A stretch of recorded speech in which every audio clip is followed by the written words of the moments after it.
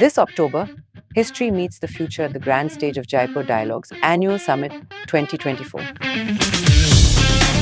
3 days, over 80 powerful voices, more than 15 riveting sessions. Join thought leaders, scholars, and changemakers as we embark on a journey of reclaiming Bharat. Be a part of this transformative experience. Let's reclaim, redefine, and reimagine Bharat together. Register now.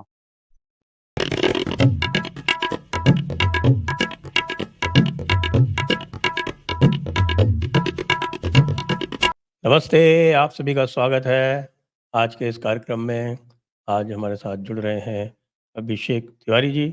Abhishek Tiwari ji से हम बात करेंगे, लेकिन आपको याद भी दिला दें कि 25, 26, 27 अक्टूबर हमारा राष्ट्रवादियों का महाकुंभ दी जयपुर डायलॉग्स एनुअल समिट, और दी जयपुर डायलॉग्स एनुअल समिट में अभिषेक जी तो होंगे ही, और आप अपने अपने फेवरेट जो स्पीकर्स हैं उनसे मिलने का आपको अवसर भी मिलेगा। और कुछ तो आप सामने देख रहे हैं जिनके नाम आ रहे हैं, और आपको ये भी याद दिला दें कि रजिस्ट्रेशन इस समय चालू हैं, और जनरल कैटेगरी के जो सारे रजिस्ट्रेशंस हैं वो पूरे हो चुके हैं। तो और जो हायर कैटेगरीज हैं उसके लिए आप शीघ्रता करें, अन्यथा वे भी चले जाएंगे। और कुछ आपको नाम दिख रहे हैं, अनुपम मिश्रा जी दिख रहे हैं, अशोक श्रीवास्तव जी, अविनाश धर्माधिकारी जी, और ये बेंजामिन बैड आ रहे हैं विदेश से सीधे आपके लिए। चलिए आज के विषय पर आज बात करेंगे, समसामयिक राजनीतिक विषयों पर अभिषेक तिवारी जी से। अभिषेक तिवारी जी, इस समय आपको सबसे अधिक डिमांड में कौन सा नेता दिख रहा है देश में और आपके प्रदेश में? मैं तो बड़ा चिंतित हूँ सर। सबसे पहले जयपुर डायलॉग्स के सभी दर्शकों को प्रणाम, नमस्कार, जय श्री राम।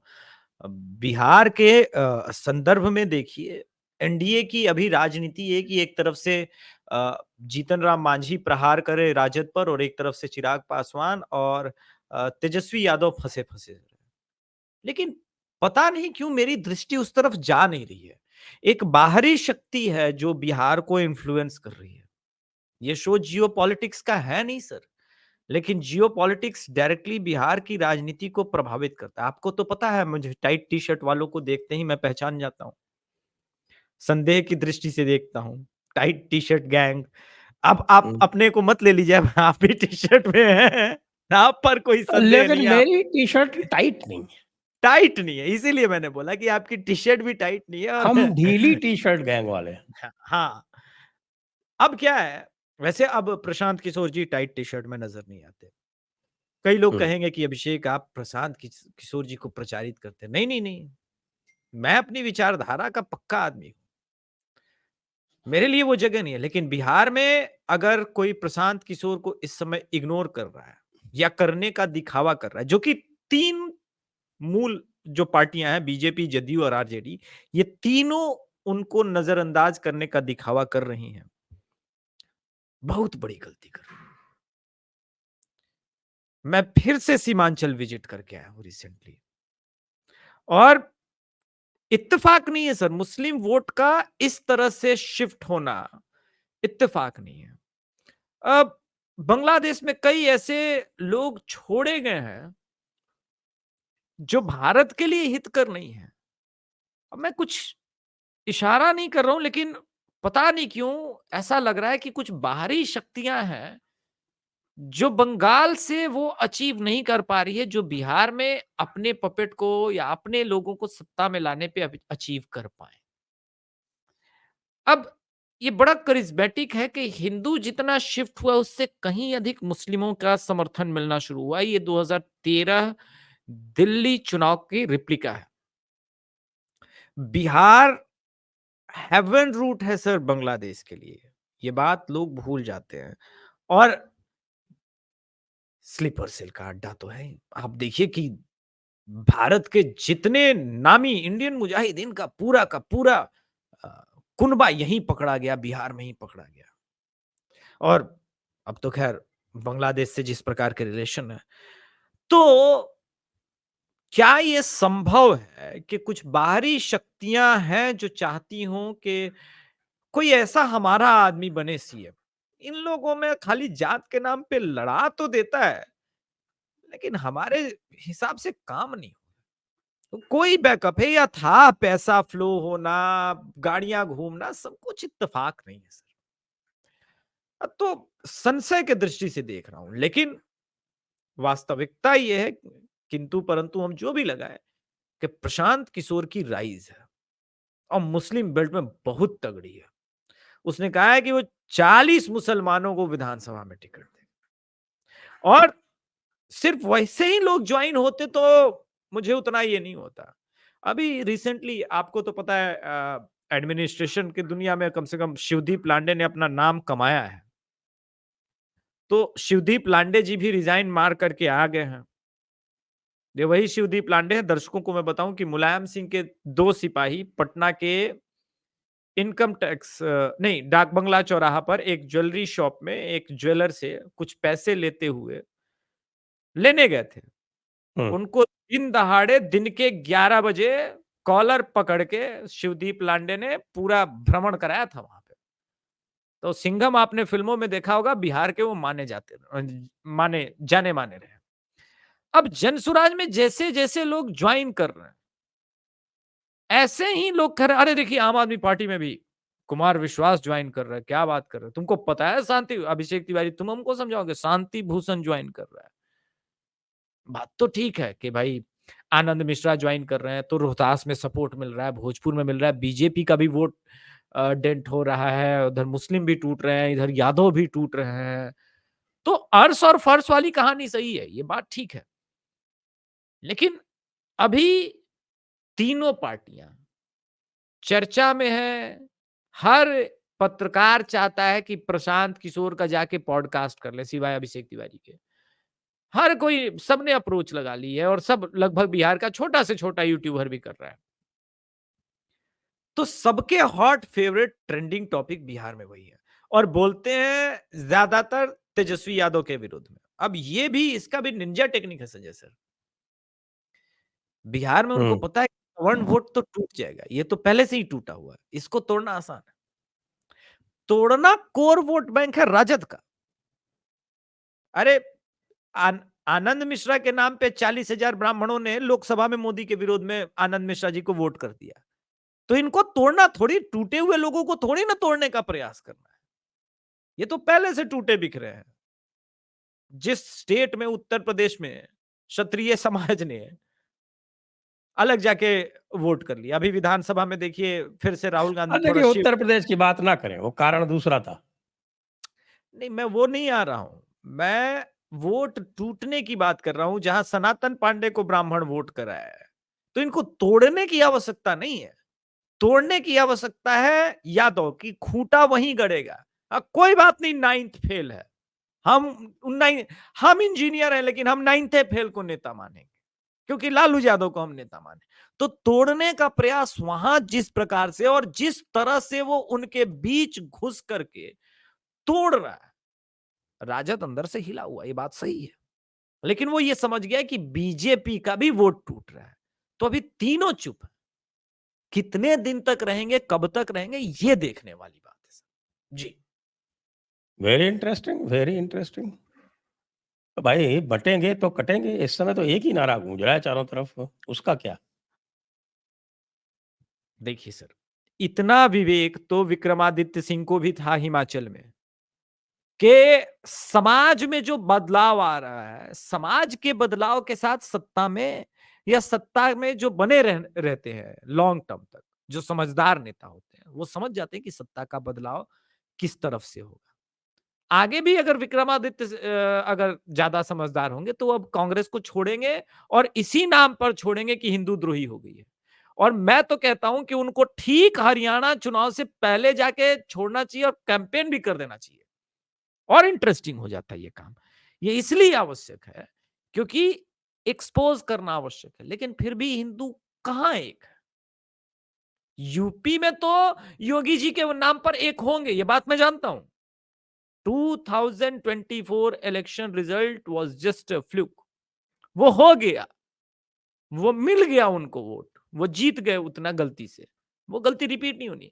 लेकिन अभी भी आप देखिए जिस प्रकार से हरियाणा में, बिहार में कई ऐसे स्टेट हैं जहां पे स्वयं हिंदू जाके कहते हैं हम कांग्रेस को वोट देंगे भैया। कह रहे हैं लोग, ऑन कैमरा कह रहे हैं, देखिए कांग्रेस ईमानदारी से 10 लाख घूस लेकर के नौकरी देती थी। द हाँ, बिगेस्ट तो वही तो है बड़ा ना। बड़ा बड़ी बात है। कोई इतनी ईमानदारी से नौकरी देता है क्या कहीं? हाँ, तो मैं यही मेरा होल एंड सोल पॉइंट है। The biggest achievement of Congress party that they made common people corrupt.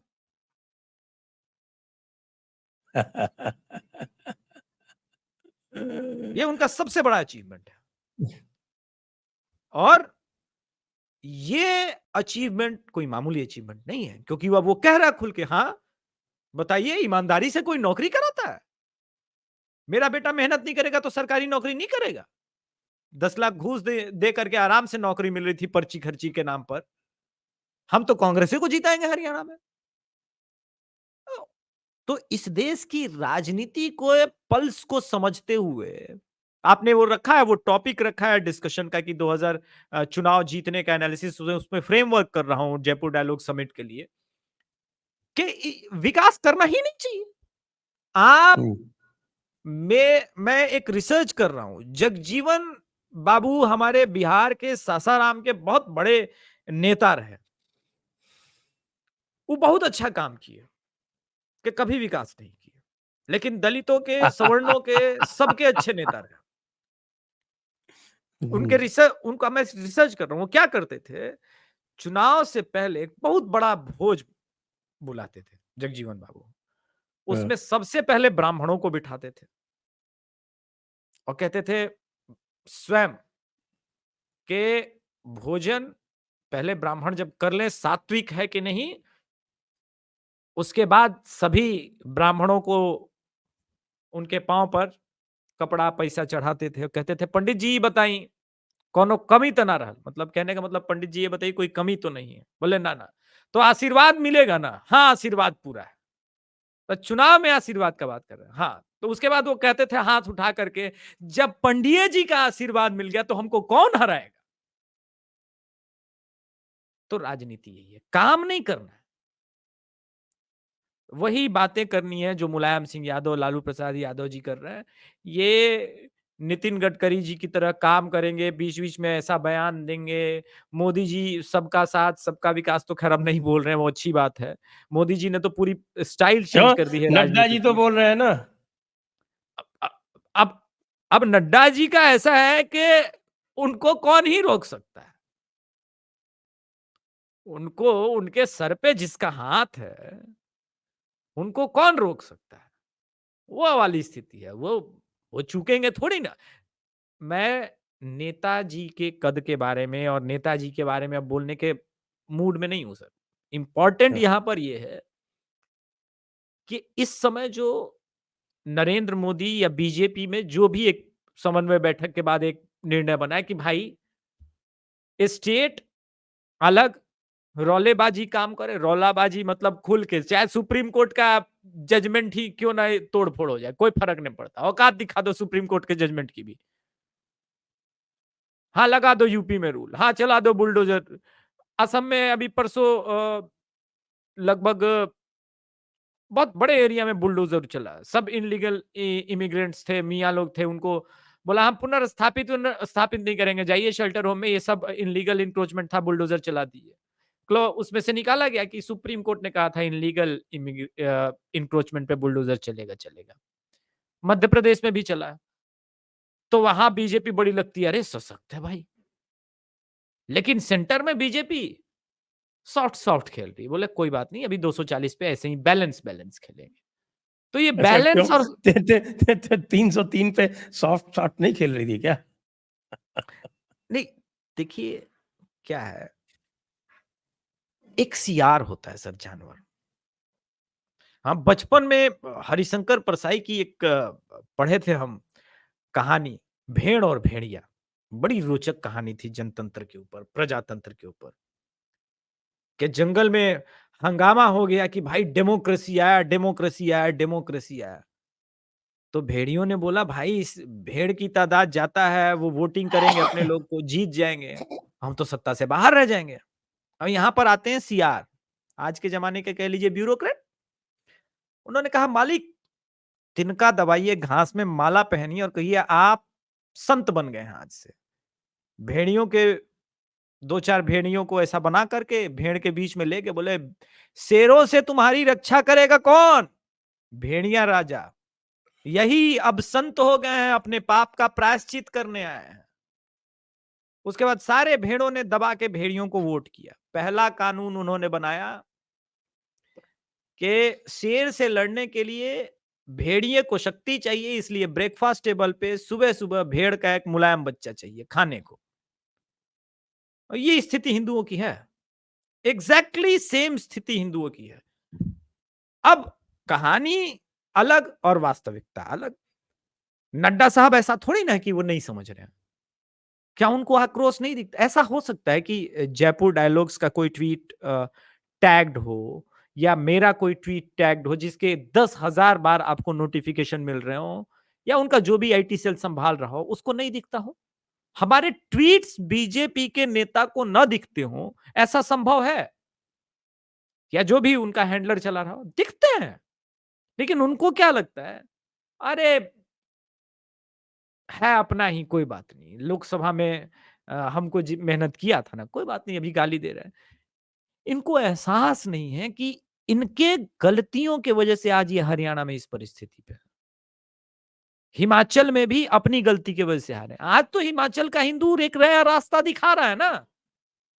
तो हिंदू ऑर्गेनाइजेशंस को जमा कीजिए और देश की राजनीति को पलट दीजिए, समय नहीं लगेगा। वैसे आपका क्या विचार है, जो ये विश्व हिंदू परिषद ने फ्री टेम्पल मूवमेंट के लिए कॉल दिया है, इसके बारे में आपका क्या विचार? बहुत बढ़िया विचार है। और विश्व हिंदू परिषद अगर सड़क पर पूरे देश में उतर गई, अब फिर वही बात, संघ उससे कनेक्टेड, बजरंग दल के ही लड़के वीएचपी में ही है, वीएचपी उसी की शाखा है और संघ की शाखा बीजेपी है। तो सरकार, इकोसिस्टम सब वैसे ही है, घूम फिर के जड़ पेड़ वही सब, डाली टहनी। अब ये टेम्पल के लिए कॉल देना और फिर उसके बाद आप जनमत संग्रह करेंगे, इंतजार करेंगे थोड़ी ना, उसके बाद एक कानून बनाइए। सबसे बड़ी बात कि आपसे अधिक आपका अलायंस पार्टनर बेचैन है, आपका अलायंस पार्टनर बेचैन। आप देखिए कि इस समय कई बीजेपी से ज्यादा ट्रस्टवर्दी, इस विषम परिस्थिति में भाजपा को आज पता चला कि कुछ भी हो यार, ये नीतीश कुमार कितनी भी पलटी मारा, लेकिन विषम परिस्थितियों में इसने हमारा साथ दिया चमत्कारिक रूप से, और हर मुद्दे पे साथ दिया। पवन कल्याण ठीक है साथ दे रहे हैं, टीडीपी ने साथ दिया, विषम विषम परिस्थितियों पर साथ दिया। खड़े हैं चट्टान बन के ललन सिंह। अभी देखिए जीतन राम मांझी धो रहा है लालू प्रसाद यादव को, बोला वो तो यादव ही नहीं, वो तो लल्लन गरडिया सिंह है। तो वक्फ बिल पे सबसे अधिक आक्रामक है। वायरल भी हुए हैं, बिहार में वायरल भी हुए हैं। अभी एक रिसेंटली बात हो रही थी वक्फ बिल पे, तो सर अभी जेपीसी में परसों भी हंगामा हुआ, काफी कुर्सी फेंका फेंकी छोड़ करके बाकी सब कुछ हो गया है। वो तो और ये कल्लोन बनर्जी थे ना, कल्लोन बनर्जी। हाँ, कल्याण बनर्जी साहब। कल्लोन बनर्जी साहब जो है, वो क्या हो रहा है वक्फ में कि इनमें आपस में हो गया है कंपटीशन, जितने भी विपक्षी हैं, कि साहब कि कौन ज्यादा जोर से चिल्ला के और वक्फ बिल अमेंडमेंट का विरोध करता है। तो ये आपस का जो कंपटीशन है, उसको वो वहाँ, हालांकि होना जाना उनसे कुछ भी नहीं है,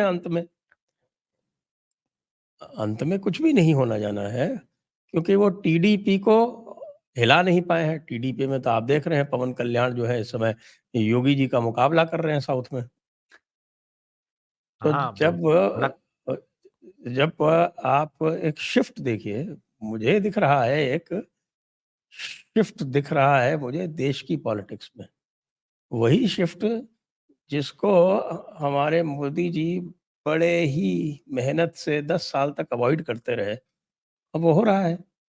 मुझे तो ये लगता है कि ये 240 जो है, 2019 में आ गए होते तो 5 साल पहले ये हो जाता। आप क्या सोचते हैं?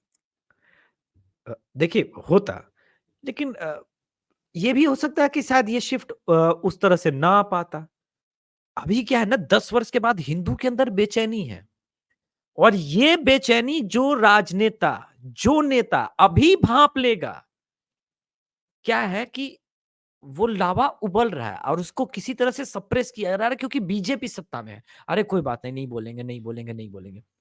लेकिन ये जो लावा जब फटेगा, जो कि फटना है, तो मैं डर रहा हूं कि हालात कहीं म्यांमार जैसे ना हो। और म्यांमार से तो भाग के कुछ इंडिया आ गए, ये भाग के कहां जाएंगे? बांग्लादेश। फिर वही बात, अभी थर्ड पार्टी की मैंने बात की थी ना, कि वहां पे तो अलग अलग पॉलिटिक्स चल रहा है, फिर उसका क्या होगा? सारा खेल एक सेव के लिए ही तो हो रहा है। स्टेटहुड क्यों चाहिए? एक सेव, कश्मीरी सेव, और किसके लिए चाहिए? तो वो अब जियो पॉलिटिक्स पे चले जाएंगे, वो अलग हो जाएगा। लेकिन जो मुद्दा है इस वक्त, मेन मुद्दा, कि भाई हिंदू उद्वेलित है। पवन कल्याण ने भांप लिया है कि आंध्र और तेलंगाना, इस पूरे रीजन में प्रभु श्री राम जी की अपनी अलग महत्ता है, और इसी के कारण आने वाले समय में वहां पर पूरा एक बदलाव होने वाला, और ये पूरे दक्षिण भारत को जलाएगा। ये सोच दक्षिणी, कह लीजिए दक्षिणी छोर, दक्षिण भारत तो ठीक नहीं है कहना, तो ये पूरा भारत के दक्षिण छोर में अब फैलेगा। वो होता ही है कि एक हवा होती है, मानसून आ रहा है केरल से, तो बिहार पहुंचते पहुंचते टाइम लगता है।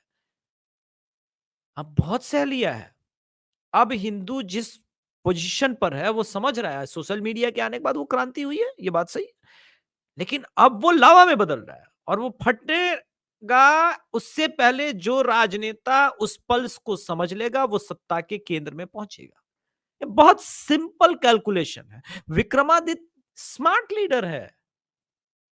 हिमाचल, मैं अभी कह रहा हूं, कांग्रेस में विक्रमादित्य का भविष्य भी खत्म। सीएम बनने की तो चाह थी, अब वो बनने से रहे, और ये कांग्रेस, तो उनको अपना ज्यादा सुरक्षित भविष्य, ज्यादा बेहतर भविष्य बीजेपी में नजर आएगा। और हेमंत विश्व शर्मा टू मेकिंग प्रोसेस, अभी उसमें डाला जा रहा है नमक, और ये होगा। अब यहां से हिमाचल की सरकार, मैं तो यही देख रहा हूं, कल राहुल गांधी ने ले तो लिया वापस, बिल बिलाया राहुल गांधी, और ये लोग पूरा इकोसिस्टम बिल बिला रहा था। अब विक्रमादित्य के साथ सर 17 विधायक सॉलिड खड़े हैं। कितने दिन तक इनकी सरकार चलनी है, ये आप टिक टिक टिक टिक गिनना शुरू कर लीजिए। आज से मैं कह रहा हूं, आज से मैं, आप क्या कहना चाह रहे हैं कि जो तथाकथित गहरा राज्य है, उस गहरा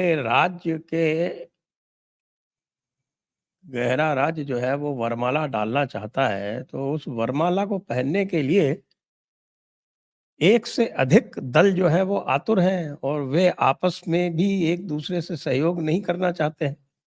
ये इंडी एग्जैक्टली अलायंस वाला सहयोग भी ये बड़ा विचित्र है। विचित्र इसलिए है कि जब कहते हैं कि साहब कि इंडी के 234 सीटें आ गई, उसमें कई सारे दल आपस में एक दूसरे के विरुद्ध लड़े हैं, लेकिन कहते हैं कि साहब इनकी इतनी सीटें आ गई। अच्छा, वो तुलना उसमें करते हैं इंडी की सीटें, तुलना करते हैं बीजेपी से, ये भी कमाल है। अरे हाँ, भाई, बीजेपी की अकेले की 240 है, आप सबकी मिलके 232 है। नहीं वो 232 भी कैसे है कि मैं ममता जो है वो बाकी सारे इंडी पार्टनर्स के खिलाफ लड़ी हैं, हाँ, लेकिन वो लड़ी। भी उनके भी जो है इंडी में काउंट होते हैं। आप राहुल गांधी को ममता गांधी की सपोर्ट से पीएम कैंडिडेट डिक्लेयर करके बता दो, तब माने हम। नहीं हुआ, देखिए ब्लंडर क्या हुआ व्हाइट हाउस ऑफिशियल से, कि मैं इंजीनियरिंग कॉलेजेस में था, जब कॉलेज में हॉस्टल डेज में था, तो मेरा फेवरेट ताश का पत्ता होता था, मतलब गेम होता था 28। अब ये 28 मुझे इसलिए ज्यादा पसंद था क्योंकि इसमें 32 कार्ड को ही याद रखने की आवश्यकता है। अब गलती से यूएस, या जिसको आप गहरा राज्य, या बहुत सारे लोग मैं बोलता हूं परदेसी लोग, ये परदेसी लोगों से एक गलती हो गई। नरेंद्र मोदी ब्लाइंड खेलता नहीं, वो पत्ते पकड़ता है। जैसे कुछ चालों के बाद पत्ता कहीं कहीं से फोल्ड हो जाता है, तो हम लोग पकड़ने लगते थे। मोदी ने अपने कार्ड शो नहीं किए, लेकिन सामने वाले ने अपना कार्ड शो कर दिया, ये है मेरे पास राहुल गांधी। ये गलती कर चुके हैं वो, अब तो मिस्टेक हो चुका है। अब उस मिस्टेक्स के आप देखिए, उदाहरण आज आपने शो किया था, आज या कल मैंने मुझे याद नहीं है कि चीन समझ रहा है मामले को, बोला कि नहीं हम लोग लैग के बारे में ठीक है, हम भी हाँ, पीछे आज आज ठीक। आज सवेरे ही किया है वो तो। हाँ, मैंने वो पूरा देखा, मुझे चूंकि मैं आपका हर एपिसोड देखता हूं तो मुझे ध्यान नहीं है कि मतलब आज था या कल था। उससे पहले डेवलपमेंट हुआ कि हमारे डोभाल साहब गए हैं फ्रांस और कहा कि भैया हमको जनरल इलेक्ट्रिक्स के जो है ना नहीं चाहिए, आप बताओ ऑफर जो किए थे।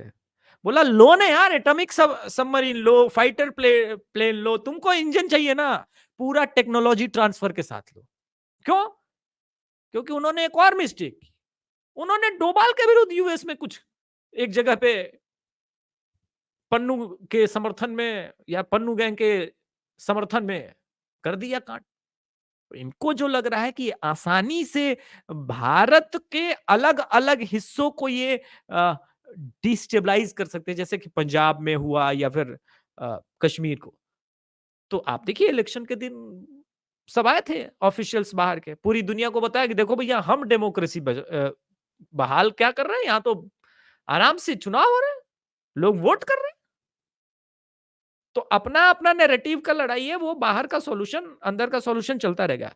यहां राजनीति में जिन चेहरों पर वो दांव खेल रहे हैं, क्या वो चेहरे स्वयं इतने काबिल हैं? आइए थोड़ा जिक्र करते हैं। राहुल गांधी के बारे में तो आप जानते हैं। आप बताइए, आप ही होते उस तरफ से तो आप तेजस्वी यादव पे दांव खेलते, वो भी इंडिया लाइन से है। तेजस्वी यादव को तो चिराग पासवान और जीतन राम मांझी घेरे पड़े और वो भाग रहे हैं इधर उधर। वो कह रहा है कि वो बोल तू गड़ेरिया है, मैं बोल रहा हूं तुम गड़ेरिया हो, तुम यादव नहीं हो। बताइए, इतना बड़ा जिस पे मोदी ने दाव खेला, जीतन राम मांझी वो तन के खड़ा है और लालू यादव और तेजस्वी यादव के आगे ताल ठोक रहा है। अच्छा, जिस समाज से वो ताल ठोकने की परिस्थिति में, तो मोदी का दाव ज्यादा सक्सेसफुल नजर आ रहा है। अब आते हैं दूसरे, अखिलेश यादव। ये भी इंडिया अलायंस के सुरमा है। साहब को तो अभी ये पता नहीं कि गूगल मैप पे कैसे ट्रैक किया जा सकता है कि गाड़ी कहां पलटी है या पलटी है अभी नहीं पलटी है। पहले वो वाला रिसर्च नासा के वैज्ञानिक करें, उसके बाद बात करेंगे। अखिलेश यादव के पास एक बेस है, वोट है, लेकिन ये बेस या वोट इतना नहीं है कि पूरा यूपी जीत सके, तो पूरे देश की राजनीति पे वो कहां से आएंगे। अब आते हैं जो इरेडिकेट वाला गैंग है, उधर सबसे प्रबल अलायंस। विजय थालापति इस बार चुनाव लड़ेगा सर, इस बार तो लड़ेगा। और मैं फैन वैन नहीं हूं, मैं पहले बताओ, ना मैं समर्थक हूं, कतई नहीं, वो भी सही है। लेकिन डीएमके के प्रति 10 वर्ष में जो एंटी इनकम्बेंसी और बहुत सारी चीजें जनरेट हो चुकी हैं, सिर्फ ऑप्शन नहीं मिल रहा है, इसलिए एडीआईएम के साथ मिलके खेल कर लेगा विधानसभा चुनाव में, तो आपकी कहानी वहां समाप्त होने की संभावना प्रबल है। अब बचे हैं केरल। तो केरल में तो सर अभी सिद्धरमैया कन्नड़ा में लिख रहे हैं, कन्नड़ा की बात करते हैं, अंग्रेजी में ट्वीट कर रहे हैं, फंसे हुए स्कैम में, कह रहे विरोधी फंसाया है, सरकार फंसाई है। कितने दिन तक ये ड्रामा चलना है? और ये तो अब राहुल वहां गांधी तो की लोग ही कह है। रहे हैं well played DK Shivakumar. पहले डीके शिव कुमार पहुंचे तो वहां पे आपने अपने ही पार्टनर का एक प्यादा उठा के जेब में रख लिया कि कोई बात नहीं, ये वाला चेस गेम ये हारेगा तो अगली बार शतरंज की बाजी खेलने मैं बैठूंगा। अरे पहले वो हारे तो कंप्लीटली, सिद्धरमैया अपने पपेट को बिठा देगा। Mark my word Sanjay sir, Siddaramaiah अपने किसी A B C D puppet को बिठा देगा, वो डी के शिव कुमार को नहीं बैठने देगा। इतना बेवकूफ है क्या? अशोक गहलोत समझ नहीं, अशोक गहलोत गुरु हैं उनके, अशोक गहलोत जैसे हैं, फटकने नहीं दिया ना सचिन पायलट को, और अगले चुनाव में भी नहीं फटकने देंगे। यही सत्ता की राजनीति है सर। पहले कुर्सी पे हम बैठेंगे और जब हम बैठ जाएंगे तो तुमको बैठने नहीं देंगे। यही कहानी है सर। जी। तो फिर अब आप ये बताएं कि योगी जी का जो उत्तर प्रदेश में प्रभाव है वो उत्तरोत्तर बढ़ रहा है, या कि अखिलेश बाबू जो है वो उनसे रोज वाक युद्ध करके कुछ उखाड़ पा रहे हैं? मैं रहने दीजिए। अब जो ट्विटर पर भाषा लिखते हैं वो तो यहाँ पर नहीं बोल सकते हैं। लेकिन ऐसा है कि सर कोई कोई बिरले होता है सर जिसके अंदर एडमिनिस्ट्रेशन का गुण उनके गुरु इतना भर देते हैं जब वो शिष्य होते हैं कि उसके आसपास कोई टिकता नहीं है। सबसे बड़ी जो मुझे योगी जी की खूबी लगती है ना कि वो संविधान सम्मत रह करके संविधान के अंदर रह के उस दायरे में रह के ऐसे संविधान को तोड़ा मरोड़ा है कि सुप्रीम कोर्ट को बोला है देखो काम ऐसे होता है, तुम हो हम हैं और सरकार की पावर ये होती है। तुमने क्या बोला था? नहीं लगा सकते नाम प्लेट। अच्छा सदन में अगर हम कानून बना के लेके आए तब ये वैलिड होगा कि नहीं? तब तो होगा। अच्छा ठीक है, कानून बनेगा, कर लीजिए। तो योगी आदित्यनाथ जी को पता है कि किसकी बांह कितनी मरोड़नी, और उनकी फैन फॉलोइंग इस वजह से नहीं कि वो बुलडोजर चला रहे हैं। योगी आदित्यनाथ जी इस वक्त हरियाणा में भी सबसे, आप देख लीजिए योगी जी की सभाओं से कहीं अधिक भीड़ हरियाणा में भी। यानी जो टूटा हुआ मन है वो पता नहीं स्वतः लोगों का योगी जी के साथ जुड़ता है। मैं उसी जनरेशन से हूं जिसमें पिताजी को आडवाणी जी में बहुत कुछ दिखता था। मैं कहता था आडवाणी जी से नहीं होगा ना, नितिन गडकरी जी से ना होगा। एक याद आ गया इसी बात पर। हम्म। अभी कुछ लोग कहेंगे संजय जोशी जी का फिर से नाम उछलने लगा है इसको लेकर के कि भाई वो भी आ सकते हैं राजनीति में और फिर से हो सकता है बीजेपी के प्रेसिडेंट ही बन जाए। अलग अलग न्यूज चैनल्स ने सोर्सेस ने चलाई हैं 2012 में। ये ये ये लगता तो बहुत ही कुछ, मुझे तो चंडू खाने का लगता है कि आप हाँ, अब जो है उसके बारे में संजय जोशी को आप अध्यक्ष मोदी के रहते हुए तो नहीं बना सकते। यही तो बात है। तो फिर ये तो इसलिए संजय जोशी का नाम इसलिए आगे किया जा रहा है जिससे कि जो सेकंड चॉइस जो दे संघ उस पे एग्री करे मोदी जी। अब वही बात है। अब आप उसको जैसे समझिए, लेकिन मैंने जो सुना है वो ये है कि भाई संजय जोशी का नाम चलाया गया तो मोदी जी ने तुरंत शिवराज सिंह चौहान का नाम आगे किया, तो ये उन्होंने बात शिवराज बिल्कुल सिंह, ठीक है। और ये वो बात बिल्कुल शिवराज सिंह ठीक है। चौहान पे एग्री नहीं करके अब किसी और का नाम चलाया जा रहा है। किसका नाम चलाया जा रहा है वो आप बताइए। नहीं वो इंफॉर्मेशन नहीं है। मैं अभी भी वही प्रश्न में हूं कि आप सोचिए कि संजय जोशी जी का नाम चलवाना भी अपराध तो नहीं है इस समय। ये वही है ना यूपी के प्रभारी थे, 54 सीट से खड़ी थी बीजेपी 47 पे आ गई। 2012 की ही बात बता रहा हूं। ऐसा कोई नहीं है कि हम लोग को बहुत उसके लिए रिसर्च करने की जरूरत है। आपके दर्शक गूगल चेक कर सकते हैं। अब बड़ा हंगामा हुआ, संजय जोशी जी आए हैं, नितिन गडकरी जी वो लेके आए थे बाबू सिंह कुशवाहा को।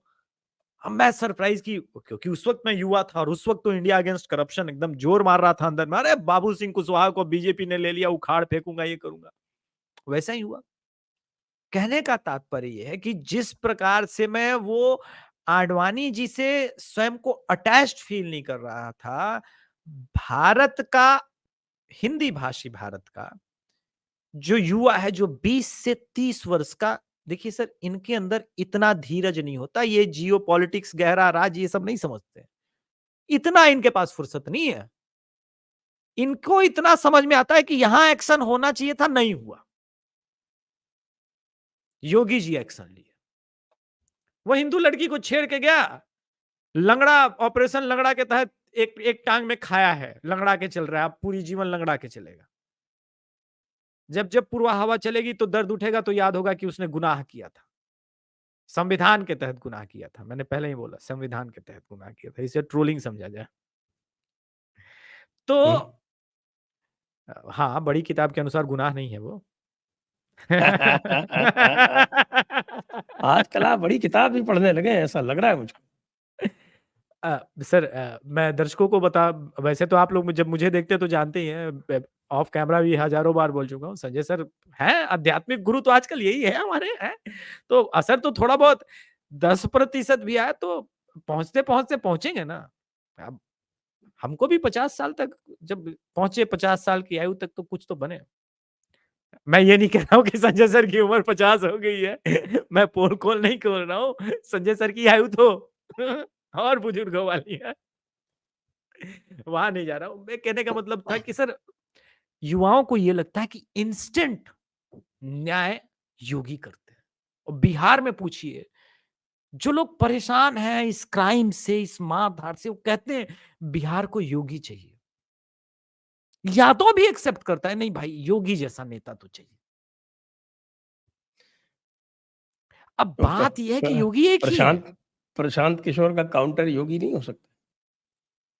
योगी जी को बिहार का सीएम बनाएंगे।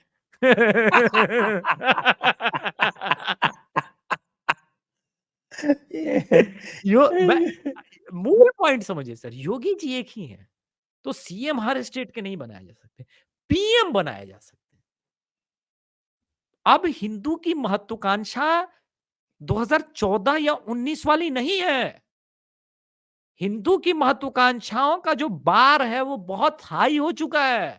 उसके पास इतना पेशेंस नहीं है कि यार अभी वक्फ लेके आएंगे, फिर मंदिर को हटाना है, फिर इसके बाद वो भी विजन 2047 वाला जो उनका है वो रोकना है, म्यांमार बनाना है, फिर अपने लिए सिक्योरिटी का बंदोबस्त करना है। और सब सरकार जल्दी जल्दी करेगी, तब तक तो लेट हो जाएगा।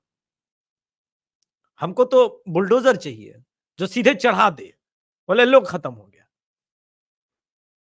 लेकिन लोग इसीलिए वो जो योगी जी की राइज है, योगी जी का जो रीच है, वो न तो संघ इग्नोर कर सकता है ना बीजेपी कर सकती है। ये जो बीच बीच में खबरें चलती है कि हटाने का प्रयास हो रहा है, ये सिर्फ हवाबाजी है। भाई भाजपा का ऐसा कौन नेता है जो रिस्क लेगा सत्ता से बाहर जाने का? और सिर्फ यूपी से नहीं, सेंटर से भी कोई है? अच्छा, क्या मतलब इस मीडिया वालों को भी, क्या नरेंद्र मोदी जी बेवकूफ है? अगर ये कोई समझ के बैठा है कि राजनीतिक रूप से उनके पास कोई विजन नहीं है, दूरदर्शिता नहीं है, वो देख नहीं सकते, तब तो आपकी पत्रकारिता को नमन रहेगा। लेकिन मैं यही कहूंगा कि वो सब देखते हैं, समझते हैं, जानते हैं। तो उनको पता है कि बिना योगी के न 2029 है, न 2027 है, ना आगे है। वो हरे आप देखिए सर, जो ये बीजेपी का जो है ना, आप एक बात कहते हैं ना, इनका डिलीवरी बहुत खराब है। ये जो कनेक्शन है ऑडियंस के साथ ना, इनका है ही वो बहुत पुअर है, मतलब बहुत ही पुअर है। हरियाणा चुनाव में सबसे अधिक रैलियां किसकी हुई है? मोदी जी से भी ज्यादा योगी? योगी जी, योगी जी की। तो अगर बीजेपी की सेंट्रल लीडरशिप मोदी के, योगी के इतने विरोध में होती, तो सबसे बड़े स्टार प्रचारक होते। खुद लोकसभा में जरा चेक करते हैं, मोदी जी के बाद सबसे अधिक सभाएं किसकी थी पूरे देश में? योगी जी की। तो अगर सेंट्रल लीडरशिप इतना उनको कट करना चाहता होता, और उसे बिल्कुल अगर ये रीच का अंदाजा है, तभी तो आप सेकंड नंबर पे रख रहे हैं। पता है कि योगी जी से लोग कनेक्ट होते हैं। तो कौन बेवकूफ है जो जन भावनाओं के अगेंस्ट, जन भावना के अगेंस्ट कोई पार्टी नहीं जाती until unless you are Congress. Congress को इससे फर्क नहीं पड़ता। कांग्रेस हाँ, की अपनी कांग्रेस देख पॉलिटिक्स। लेना आप। हिमाचल में वो कह रहे हैं कि नहीं, हमारा जो नेशनल मुस्लिम एजेंडा है वो हिमाचल में भी लागू होगा, भले दो ही वहाँ परसेंट के भी मुस्लिम नहीं है। 2% ही मुस्लिम हो, उससे कोई अंतर नहीं पड़ता। साफ हो जाएगी हिमाचल में अगली बार कांग्रेस, जो है ना, साफ हो जाएगी, नाम लेवा नहीं नहीं, मिलेगा। लेकिन मुझे ये बताइए, हिमाचल की जो बात कर रहे हैं ना, उसमें जो है वो उन्होंने तो नोटिफिकेशन निकाल दिया था, वो नोटिफिकेशन वापस तो नहीं लिया? नहीं विक्रमादित्य लिया, सिंह ने। नहीं लिया, वो अब तक ठीक है। लेकिन लेना तो पड़ेगा क्योंकि लगे हुए हैं ना। आप देखिए, आरफा जान, सॉरी, आरफा खानम लिख रही है, जानम गलती से जानम। निकल गया था। अरे गलती से निकला है सर, आप तो फ्लो में लाइव में निकल जाता है। आरफा खानम लिख रही है, शाइमा लिख रही है, उनका जो वो मीठा है, क्या नाम है, मोहम्मद जुबीर, मीठा मीठा चिड़ियाघर खा का करके भालू, बोल रहा है। चिड़ियाघर का भालू, चिड़ियाघर का भालू हाँ, बोलते हैं। तो वो चिड़ियाघर का भालू लिखे जा रहा है।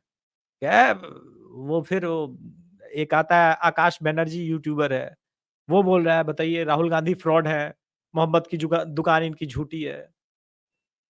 अरे भाई, ये सारा प्रेशर भी तो है, तो करा लेंगे, कोई दिक्कत नहीं है। अब नहीं तो फजीहत भाई, इसमें किसकी निकाल क्यों होगी? नहीं देते, ये विक्रमादित्य को निकाल क्यों नहीं देते? ये आपने मिलियन डॉलर क्वेश्चन पूछा मुझसे कि निकालेंगे कैसे? बिना ऐसे जो विक्रमा है, बिना ऐसे विक्रमादित्य मोहब्बत की दुकान में ऐसे नफरती का क्या काम? नहीं, बात तो सही मोहब्बत है। की दुकान वो है जो केवल हिंदुओं को गाली दे, और यहाँ हाँ, ये हाँ। हिंदुओं के फेवर में खड़ा हुआ है। जय श्री राम लिखा था ना उन्होंने पोस्ट के नीचे जय श्री लास्ट में। राम लिखता है, योगी का फोटो डालता है। योगी का फोटो डालता है। तो देखिए सर, अब निकाले ना निकाले, सुक्खू जी 1 महीना, 1.5 महीना, 2 महीना, जितनी दिन सरकार चलानी हो चलाएँगे। हमको तो इतना ही पता है। वैसे भी अब खुद कांग्रेस चाहती है कि हिमाचल सरकार से छुटकारा मिले। पैसा है नहीं, खजाना खाली है, सैलरी दे नहीं पा रहे हैं। ये सरकार कौन क्या चला के करेंगे? अगली बार तो हारना है ही। तो भाई साहब, इसके पहले कि सामूहिक बेइज्जती हो, जनता सड़कों पे आकर के नेताओं को दौड़ाने लगे, कांग्रेसी नेताओं को भगाने लगे, इससे अच्छा है कि भाई विक्रमादित्य आप ही 15-20 को तोड़ के जाइए, बन जाइए बीजेपी में, जो बनना है बनना है, बन जाइए सरकार, हम क्या कर सकते हैं? तो जन भावनाओं का कांग्रेस के साथ लेना नहीं। कांग्रेस का सिंपल फॉर्मूला है, मुस्लिम वोट हमारा है, हिंदू को जात में तोड़ देंगे, जात में तोड़ देंगे, जाट में तोड़ देंगे, यादव में तोड़ देंगे, और मेरा काम बन जाएगा। वो सिंपल सा क्षेत्रीय दलों वाला पूरे देश में फॉर्मूला अपनाना चाह रही है, और यही उसकी थिंक टैंक की सबसे बड़ी मिस्टेक है। उसको लग रहा है कि एमपी, तेलंगाना, उड़ीसा, हर स्टेट उस हिसाब से घूम जाएगा। ना ना ना, नहीं घूमेगा। यूपी ही दोबारा उस पहिए पे नहीं घूमेगा। तो अब कांग्रेस अपने मैक्सिमम पे 99 पे खड़ी है। अब यहां से वो नीचे आएगी, अब 70 आए, 65 आए, 62 आए, हमको कोई फर्क नहीं पड़ता। लेकिन जब आएगी तब फिर अलग चर्चा होगी उस पे। किंतु उसपे एक एक टर्म एंड कंडीशन है सर। 2027 में योगी जी को प्रचंड बहुमत से उत्तर प्रदेश की जनता को जिताना होगा, मतलब 270 के नंबर से ऊपर का नंबर। ये नंबर जैसे ही आएगा, स्वतः योगी जी पीएम कैंडिडेट हो जाएंगे वेटिंग के। वो इसलिए क्योंकि फिर जनता इतना दबाव बना देगी, जैसे हिमाचल की जनता दबाव बना चुकी है। पूरे देश की जनता इतना लिखने लगेगी, इतना दबाव बना देगी कि वो बस हो जाएगा। वैसे ही होता है सर। चलिए, चलते-चलते ये तो बता दीजिए कि ये जो हरियाणा में शैलजा वर्सेस हुड्डा चल रहा है, इससे कोई साँस मिलेगी क्या भारतीय जनता पार्टी? देखिए, अभी तो यही है सर। मैं हरियाणा चुनाव को बहुत विशेष कवर नहीं कर रहा था। मैं कुछ आंकड़ा देख रहा था कि सर ये लोग जो बात कर रहे हैं कि लैंडस्लाइड जीतेंगे, मुझे ये पता नहीं कौन कितनी सीटें जीतेगा। लैंडस्लाइड संभव नहीं है। 15% तो यहाँ इंडिपेंडेंट कैंडिडेट वोट पा जाता है sir, on an average. Haryana की राजनीति में पिछले 3 मुझे तो ये भी बताया गया है कि हुड्डा स्वयं नहीं चाहता कि लैंडस्लाइड विक्ट्री हो। क्योंकि नहीं होनी। लैंडस्लाइड विक्ट्री हो गई तो सारा मामला उस हाईकमान के हाथ में चला जाएगा। हाँ, ये बिल्कुल गहलोत वाला, हमारे जो अशोक गहलोत वाली स्टाइल है। अशोक गहलोत जो है वो हमेशा जीतने की मार्जिन जो है वो 95 से 100 के बीच में रखने में सफल हो जाते हैं। 2 बार हो नहीं गए सफल। वो उनका एक अलग क्लास है सर। देखिए 3 बार वो मुख्यमंत्री बने। जब पहली बार मुख्यमंत्री बने उनका कोई चांस नहीं था, लेकिन लैंडस्लाइड जीत गई। हम्म। कांग्रेस जो है वो लैंडस्लाइड जीत गई, यानी 156 सीटें आ गई 210 में। हाँ। जब 156 सीटें आ गई तो कांग्रेस ने किसी की परवाह नहीं की, जो उनका सबसे बड़ा चमचा था या जिससे उनको सबसे ज़्यादा भरोसा था, उसको बना दिया। किसी से नहीं पूछा कि किसके पास कितने हैं, क्या है, कुछ नहीं है, ठीक है। कौन परशुराम मदेरणा पुराने होंगे, नवल किशोर शर्मा होंगे, कुछ नहीं, बना दिया। जब दूसरी बार वो बने, तब सीटें जो थीं, वो 96 आई थी। हाँ, तो जब 96 सीटें आई तो भाई कौन बना सकता है? तो साहब ये जोड़-तोड़ में तो साहब यही कर सकते हैं, इन्हीं को बिल्कुल। बनाया जाए, बाकी सब पीछे रह गए। और तीसरी लास्ट टाइम बार भी फिर 99 आई, कौन कर सकता है? हाँ भाई देखिए, सचिन पायलट ने भले ही जिताया हो, लेकिन वो ये तो नहीं कर सकते, तो अशोक गहलोत ही बनेंगे। तो भाई हुड्डा जी और अशोक गहलोत में कम से कम इतनी तो बातचीत होती ही है ना, कि अरे अब भाई पड़ोसी भी हुड्डा है। जी, कहीं 65 सीटें मत ले आना, 65 सीटें आ गई तो मामला सब हाईकमान के हाथ में चला जाएगा। लेकिन इसमें कई बार दिक्कत होती है, कि वो कोशिश करेंगे कि साहब 45 के आस-पास सीटें आई हों, 45 के बजाय वो 40-35 पे 40 खिसक गई तो दिक्कत हो जाती है। अब वही है, अब सिचुएशन तो वही है ना। अब देखिए, जेजेपी इस बार परफॉर्म बिल्कुल नहीं कर रही है। हाँ, लेकिन ज़ीरो है इनेलो वो। कल इनेलो की रैली में बीएसपी की जो मायावती जी थी, वहां तो तगड़ी भीड़ थी, वहां तो जबरदस्त भीड़ थी। अब यही बात है कि कितना बीजेपी की तरफ दलित वोट कितना शिफ्ट शिफ्ट होता है। वो 30% रहता है, 25% रहता है। कांग्रेस की तरफ जो लोकसभा में दलित वोट गया था जितना, उससे जितना कम होगा कांग्रेस उतना नीचे आएगी। कांग्रेस के बागी निर्दलियों की संख्या ज्यादा है, बीजेपी और इनके बीच लग रहा है कि 1-1 है, लेकिन ऐसा है नहीं। निर्दलीय हर जगह इंपैक्ट डाल रहे हैं। और सबसे बड़ी बात कि जो कहा जाता है 22% जाट 22%, क्या ये अविभाजित होगा? 100% जाएगा? ये सबसे मिलियन डॉलर क्वेश्चन है मेरे लिए भी। मैं इस बार दूर से ही हरियाणा के चुनाव को देख रहा हूं, समझने का प्रयास करूंगा इस बार, उसके बाद अगली बार उतरेंगे। अगर जाट वोट 15% से ऊपर कांग्रेस को न मिला, तब तो फिर वही बात है कि 40 के चक्कर में कहीं ऐसा ना हो 35 पर, 38 पर, 42 पर, ये रेंज में चीजें सिमट जाए और फिर हो जाएगा खेला। जी। नहीं, ये हुआ है कई बार पर लोगों के साथ में। यूपीए में हुआ ना सर, छोड़िए ना दूसरों की बात। बीजेपी के साथ यूपी में लोकसभा में क्या हुआ? गए थे अंडर 50 कराने, 50-55 लाने, हाँ, हो गए 32 पर। तो चलता बात तो सही कही थी वैसे केजरीवाल ने। है। ये तो मैं तो ये मान रहा हूँ कि ये 240 जो है, ये कहीं न कहीं भगवान है। उसने देखा कि भाई अगर इनकी जो है वो 350 आ गई, तो उसकी कैज़ुअल्टी केवल ये होगा कि हिंदुओं के इश्यू सारे के सारे बैक बर्नर पे चले जाएँगे और योगी जी को हटा दिया जाएगा। भगवान ने कहा ना भाई ऐसा नहीं, ये ठीक नहीं, नहीं आप अब 240 फिर पे कर रहिए, भी तो दे। जिससे कि आरएसएस आपको संजय जोशी तक प्रपोज़ करने की हिम्मत कर सके।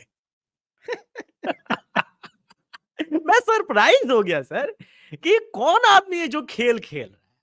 अच्छा, हुँ, गडकरी जी से के भी बयान अतरंगी आजकल आते हैं, अद्भुत अद्भुत बयान आते हैं। हाँ, वैसे देखिए। गडकरी जी ने उसकी अच्छी क्लास लगाई है राजदीप की। आई एम ग्लैड कि कुछ और बात कम हुआ। राजदीप तो उसके तो क्या है, वो तो बदतमीज़ है। उसको वो कोई भी बजा के चले जाता है। और उसके बाद थिक स्किन, बिल्कुल थिक स्किन। हाँ। तो आइए अब आज की चर्चा को अब यहीं पर विराम देते हैं।